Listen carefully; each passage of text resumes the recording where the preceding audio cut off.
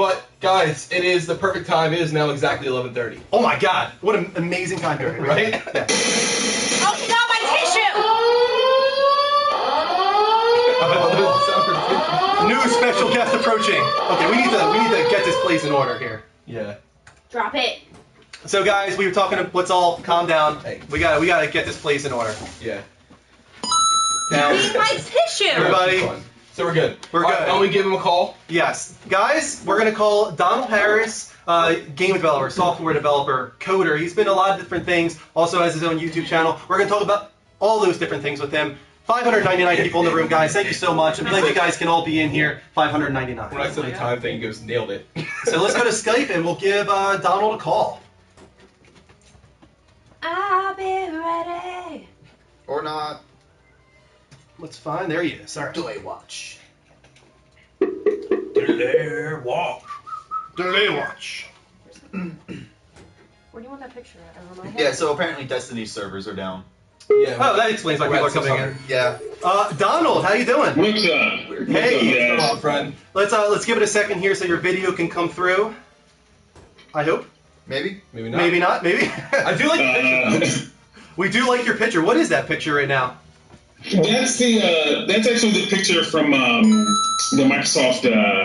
What do you call it? The little avatar that they give you from Microsoft. But it fits because I am a 6'8", so it goes along with the whole tall gamer situation. That is your Twitter handle. It's @tallgamer. Now, Donald, first of all, thank you so much, man, for coming on to the show because it was very last minute. We contacted you yesterday because we needed to fill in another special guest, postponing, and you rose to the challenge. Thank you so much for coming on the show. Not only that, and people are... I appreciate it. The chat room is blowing up, just saying, Donald, everybody's excited, so thank you so much. They like it, we like it, we're very happy.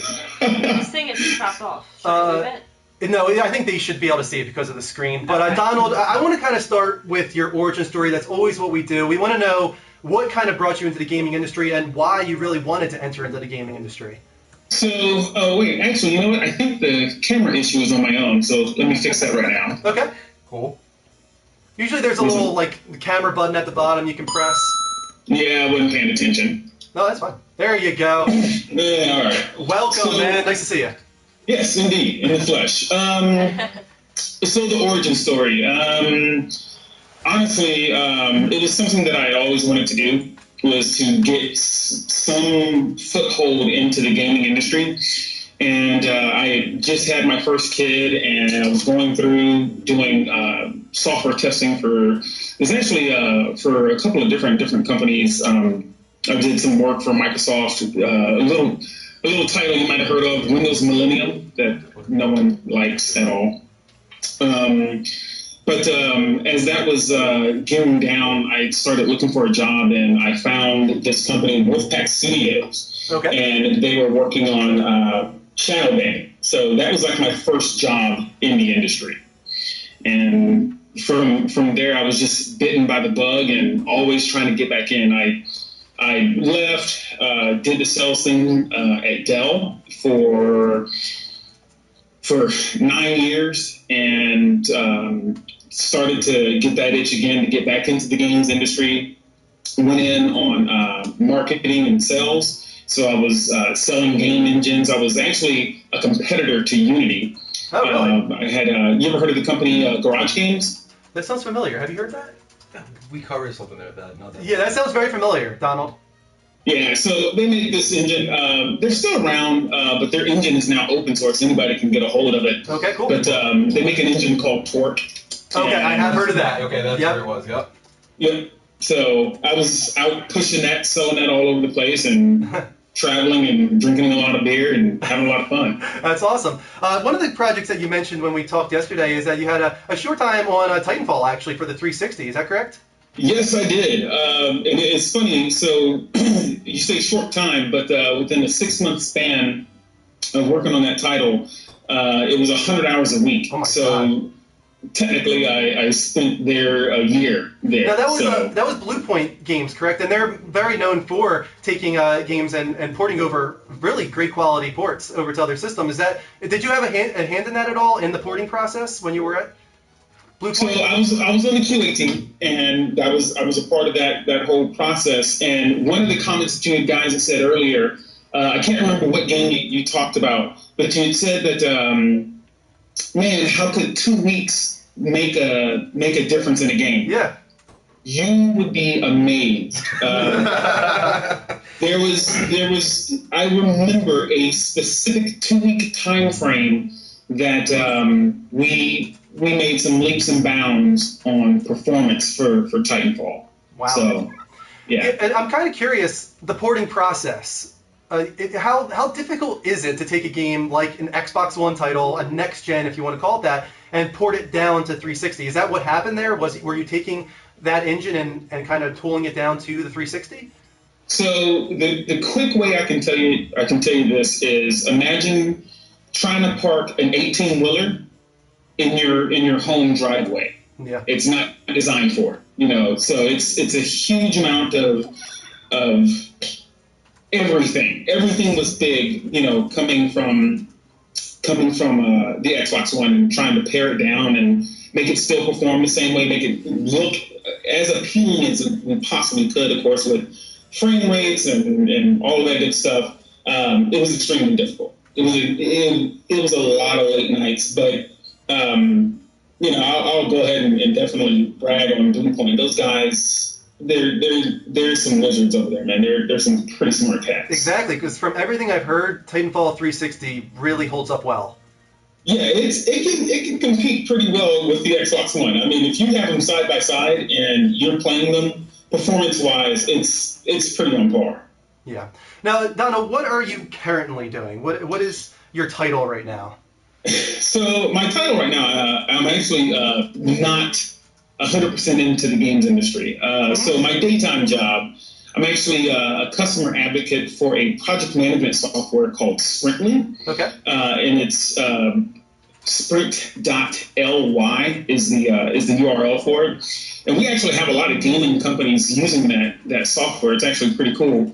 But basically, I help customers understand the product and help them achieve using the product to the best of their abilities in order to manage projects. That's my day job. My, at home and when I'm working on my own little projects, I'm actually getting back into my YouTube channel. So I have a YouTube channel. It's the Donald Harris. It's probably going to have to change its name here pretty soon because I'm going to change the format. But essentially what I want to try and do is aim for something in between G4 and XPlay. So doing the reviews and then doing the more in-depth interviews with different developers. So being in Austin, there's about 70 different gaming companies in Austin. And you can already see some of the videos up there that I've posted in the past, but I'm stepping things up this time around. So I'm going through, I have a cameraman now. We're doing dual camera setups, so we're all mic'd up with lavaliers and all this stuff. So I'm going the whole 9 yards. I checked out a few of your videos that you've already had. It's called Tall Tales with Tall Gamer, which is a really cool name. I like that. And you already have a nice setup, so I'm looking forward to what you have in the future. But I kind of want to get back real quickly to you. This is your night job, your day job and your night job. So I'm kind of curious, now that you've kind of separated yourself a little bit from actual development of games, I'm wondering if that was like a premeditated decision. Did you choose to go more towards the enthusiast side of things? Is this because that's like us? We love talking about games. We love the industry. We're very passionate about it, and sometimes that almost takes over our gaming times because we love talking about it so much and researching it so much. We lose that side of things. So was it actually a premeditated decision on your part to go towards the enthusiast side rather than the developer side? Yeah, it's there's a lot of things kind of weighing on that decision. So one of the things that weighed on it was child number 2. Okay. And the fact that both of those children and my wife, for some reason, like to eat. And, you talk to a lot of different people. Yeah, food is something they enjoy. I don't know what that's all about. Darn rapscallions. But, you talk to people in the games industry, and they'll tell you that, number one, it can be a challenge to have time for a family. Like I told you guys before, it was 100 hours a week. So everybody deals with crunch, and that's one thing. The other thing is, I also did a bunch of mobile games and getting into the mobile space. So strictly, when I say mobile, I'm talking about mobile phones, so iOS and Android, not 3DS. But when you do things like that, every 6 to 8 months, you're looking for another gig. Companies close down, companies downsize. Yeah. Your contractor.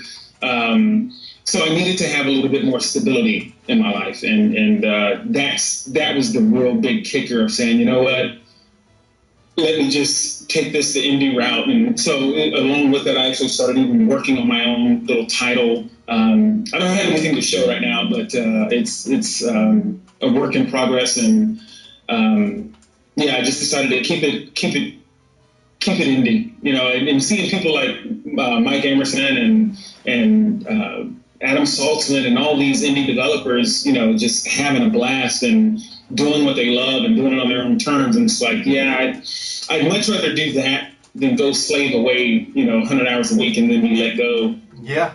No, a lot of people are moving towards that. It's the truth. Now, speaking of, since there are a lot of people you, yourself, and Mike Emerson and stuff like that, would you guys, have you guys ever talked, having, a secret group? What if we just, did, kind of like how, I know this is going towards music, but, Postal Service. It was Death Cab for Cutie, and I can't remember the other guy, and they would just write a part and then send it to the other guy through the mail. Have you guys ever talked to, doing something like that at all? Or is it something I just do it for fun and I talk to these guys when I can, but... No, it's mostly I just talk to those guys when I can.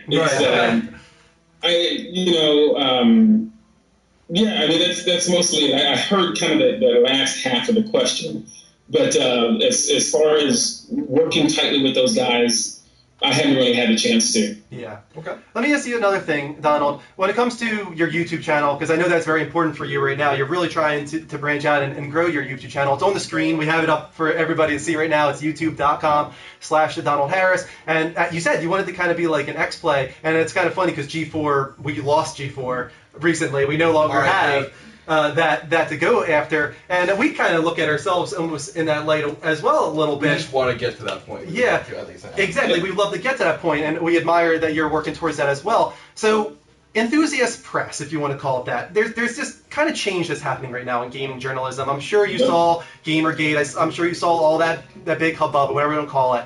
So, gaming journalism, for a lot of people, it's kind of held to a lower standard than a lot of other mediums, because a lot of gaming journalists don't have degrees in journalism. They're enthusiasts. They love writing about it. And right now we're seeing people on Twitch. We're seeing people like you on YouTube kind of starting their own thing, starting their own reviews and news and distribution of information in that light. And I'm kind of wondering if you see it going in that direction. Do you see Twitch and YouTube taking over as far as games journalism goes? And is that kind of your idea for yourself and your channel?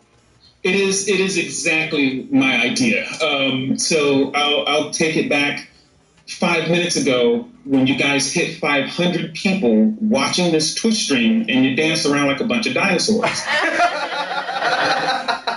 You have 500 people who are giving you their attention. There's people donating money to you. There's people donating their time to you, just sitting here watching you right now, and it's you say that it's held to a lower standard. Yes, it is. And of course, with this whole Gamergate thing, I think this sets people like you and myself up the best way possible. It's like, hey, if we come out and we put our best foot forward and we say, hey, look, we're going to be straight up honest. Microsoft paid me to play this game, but I'm still going to give you my honest review, or either say, hey, look, I'm going out. This is my money. I'm buying this game. And I'm going to tell you right now, Destiny is nothing more than Halo and Halo.